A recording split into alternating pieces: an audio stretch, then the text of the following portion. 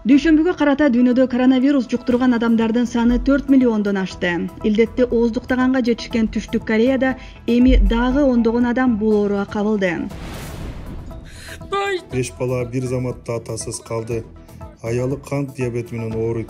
Орусияда коронавирусту жүздөгөн борбор азиялыктар жуктуруп алды. Соц тармактарда тажикстандык мигранттар бул оорудан көз жумган мекендештери тууралуу жазып жатышат. Түркияда коронавирустун дарысын сатууга уруксат берилди. Дүйнөдө бул илдеттин так бир дарысы табыла элек.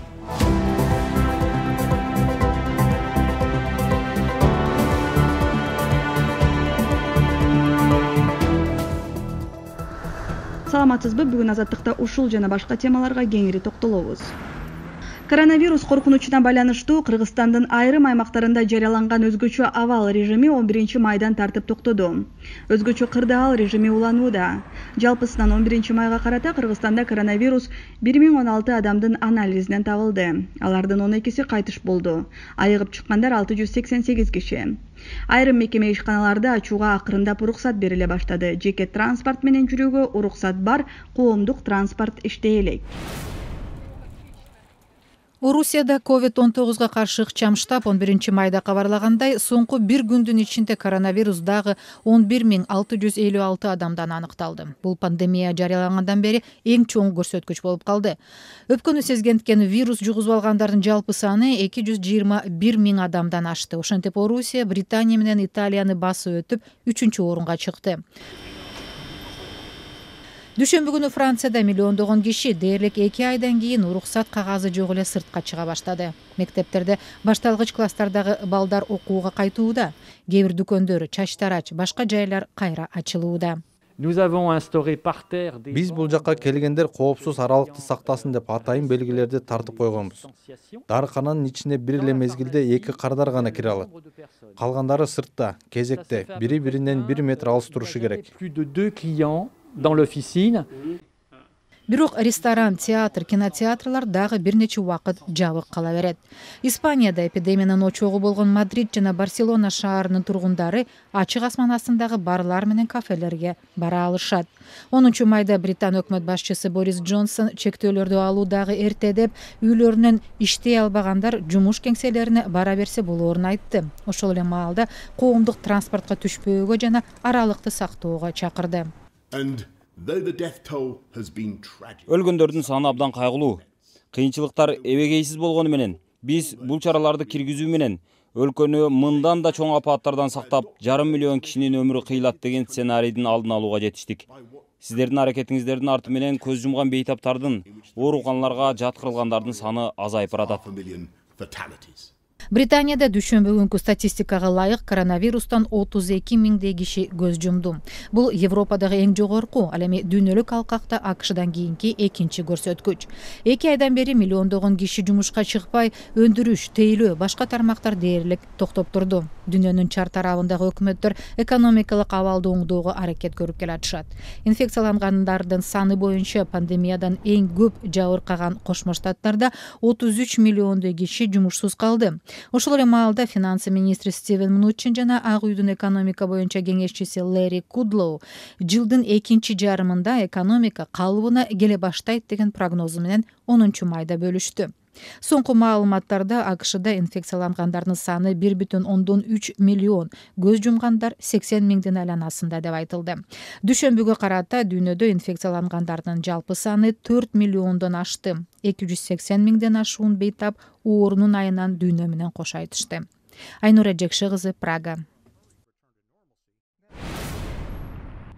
COVID-19 илдетинен Орусияда эмгек мигранттары да күн сайын каза таап жатат. Санкт-Петербург шаарында бир апта мурун коронавирус илдетинин айынан тажикстандык мигрант 40 жаштагы Жахангир Азизов көз жумду.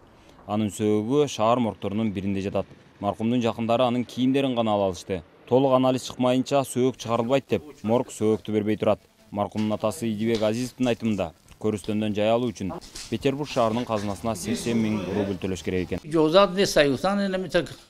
Азыр анализинин жыйынтыгын күтүп атабыз. Бирок анализ качан чыгаарын Сөөк бизге качан берилерин билбейбиз. Аны жерге берүү үчүн көрүстөндөн жай сатып алууга да акча топтошубуз керек болуп жатат. Жахангир Орусияга 2,5 жыл мурун кеткен. Ошондон бери бир да жолу өргүүгө чыкпай иштеп келаткан. Жакындарынын айтымында ал ушул жазда мекенине кайтмак болгон. Бирок ал үлгүргөн жок.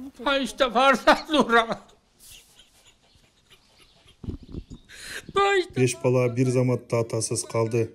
Аялы кант диабети менен ооруйт. Эмне кылышты билбей калдык. Менин дагы бир балам Орусияда. Жахангир көз жумганы тууралуу уккандан кийин анын аялынын да оорусу күчөп төшөккө жатып калды. А дагы бир бөлмөдө маркумдун апасы да тумоолоп төшөктө жатат. Ал шаршемби күнү ооруканага түштү. Ооруканага түшөөрдөн бир күн мурун сүйлөшкөн элем. Ден соолугу жакшы да эле сезилген. Менде баары жакшы, өзүңдү жакшы кара деген. Ошондон бери аны менен байланыша алган жокпуз. Анын тамагы ооруп атат, тумоолуп калыптыр деген гана сөз укканбыз. Жахангир өзү сыяктуу 12 мекендеши менен бирге жашачу. Анын илдети бирге жашаган 12 адамдын баарына жукту. Азыр алардын абалы канааттандырарлык экени кабарланууда. 11 майга карата алынган маалымат боюнча Орусияда 211 миңден ашык адамга коронавирус илдети жукту. Ал эми коронавирусту көпкө чейин мойнуна албай келген Тажикстандын өзүндө илдет жуктурган 612 учур катталды. Анын ичинен 20 адам каза болду. Ыдырыс Исаков, Азаттык.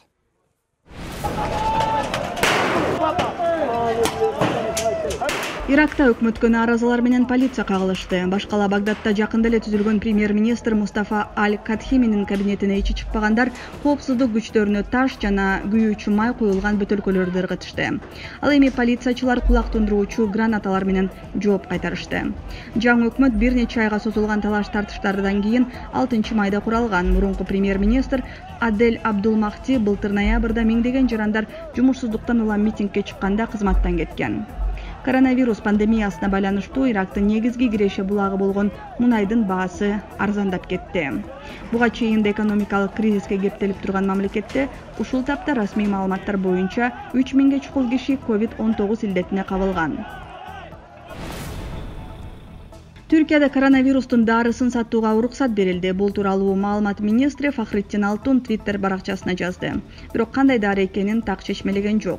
Майдын башында дүйнө лидерлери коронавируска каршы вакцина даярдоого жана бул ооруну дарылоого байланыштуу изилдөө иштерин каржылоого 8 миллиарддан ашык доллар бөлүп берүү тууралуу макулдашкан. Бирок анык бир да дары тууралуу так чечим кабыл алына элек. Түркия 11 майдан тартып карантиндик чектөөлөрдүн айрымдарын алууга даярданууда. Биринчи баскычта чач тарачтар, сулуулук салондору жана соода түйүндөрү ачылары кабарланды. Түркия коронавирус пандемиясынан катуу жабыркап жаткан 10 өлкөнүн бири. Өзбекстандын жана Казакстандын өкмөт башчылары суу ташкындан жабыркаган Түркистан облусунун тургундары менен жолугушту. Абдулла Арипов менен Аскар Мамин кырсыктан жабыркаган аялдарды кыдырышып, жаңы курула турган үйлөрдүн пайдубалын түптөө салтанатына катышты. Ал жакта 500 үй бүлөгө турак жайдын салынышы каралган. Курулуш иштерин эки өлкөнүн адистери жүргүзүшөт. Өзбекстанда 1 майда Сардаба суу сактагычынын дамбасы жырылып кетип, андан ташыган суу Казакстандын Түркистан облусунун 10 айылын каптаган. Кырсыктан 31 миңдей адам жабыркаган. Жергиликтүү тургундар бийлик социалдык тармактарга гана жазып, алардан кабар албай жатканына нааразы болушкан эле. Испаниянын футбол клубтары машыгууларын башташты. Атлетика Мадрид клубунун оюнчулары тренер Диего Симеоне менен ишембиде пандемия башталгандан берки алгачкы машыгууларын өткөрүштү. Оюн талаасына Барселона клубунун футболчулары, алардын арасында Лионель Месси дагы кайтты. Футбол сезону июнь айында жанданары күтүлүп жатат. Машыгууларга оюнчулар коронавируска тест тапшыргандан кийин гана катышканга уруксат берилген.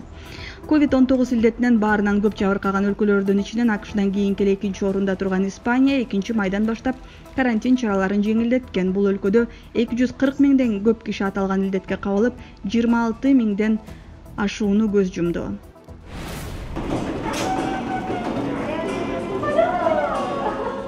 Таиландда коронавирустан улам үйлөрүнөн чыкпай жабыркаган элге мышык терапиясы жардам берүүдө. Өткөн жумада карантин чаралары жеңилдетилип, айрым коомдук жайлар ачылды. Алардын арасында мышык кафеси дагы бар.